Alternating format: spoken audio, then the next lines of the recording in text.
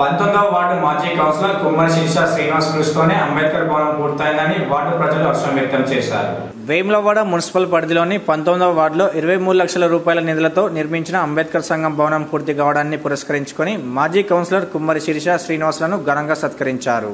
అంబేద్కర్ సంఘం ఆధ్వర్యంలో జరిగిన ఈ కార్యక్రమం సందర్భంగా మాజీ కౌన్సిలర్ మాట్లాడుతూ 23 లక్షల ఎస్సీఎఫ్సీ నిధులతో గత బీఆర్ఎస్ ప్రభుత్వం మంజూరు చేయడం వల్లనే భవన నిర్మాణం పూర్తయిందని పేర్కొంటూ మాజీ ఎమ్మెల్యే చెన్నమనేని రమేష్ బాబుకు కృతజ్ఞతలు తెలిపారు. రానున్న రోజుల్లో మరిన్ని అభివృద్ధి పనులు చేస్తామని హామీ ఇచ్చారు. కార్యక్రమంలో అంబేద్కర్ సంఘం అధ్యక్షుడు కుమ్మరి శంకర్, సంఘం ప్రతినిధులు పెంట బాబు, పెంట ప్రసాద్, దుర్గాప్రసాద్, శంకర్, రాజ్ కుమార్, దేవదాసు, సంతోష్, మల్లేష్, రాజయ్య తదితరులు హాజరయ్యారు.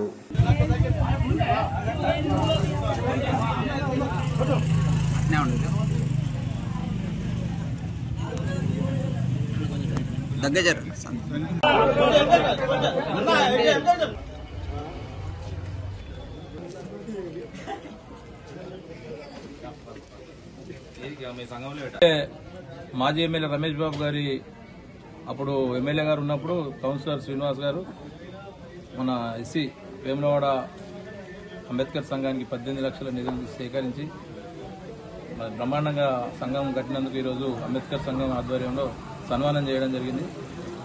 ఇప్పుడు ఇంకా కొన్ని నిధులు కావాల్సి ఉన్నాయి కాబట్టి మళ్ళీ ఎవరైనా కొత్తగా ఎలక్ట్ అయితే పైన కూడా వేసుకోనికి కూడా సహకరించాలని మనస్ఫూర్తిగా కోరుకుంటున్నాను.